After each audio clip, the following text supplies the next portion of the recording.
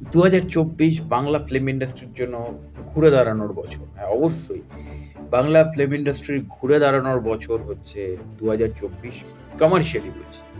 কেননা বাংলা ছবি এতটাই রিচ এবং বাংলা ছবি এতটাই আ বলিষ্ঠ।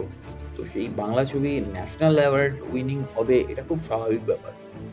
তো এটা প্রতি বছরই আমরা ন্যাশনাল অ্যাওয়ার্ডটা পাই এবং পৃথিবীর বিভিন্ন প্রান্তের বিভিন্ন ফেস্টিভ্যাল থেকে আমরা পুরস্কার নিয়ে আসি। আমাদের ইন্ডাস্ট্রি নিয়ে আসে। আমাদের ইন্ডাস্ট্রির তাবড় ডিরেক্টর, তাবড় রাইটাররা নিয়ে আসে। কিন্তু আমাদের ইন্ডাস্ট্রির কমার্শিয়াল সিনেমা কয়েক বছর ধরে চলছিল না সেরকমভাবে। হলমুখী হচ্ছিল না দর্শক।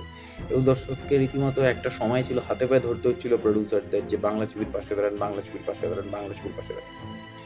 কিন্তু ২০২৪ যেন ধাক্কা দিয়ে দিল।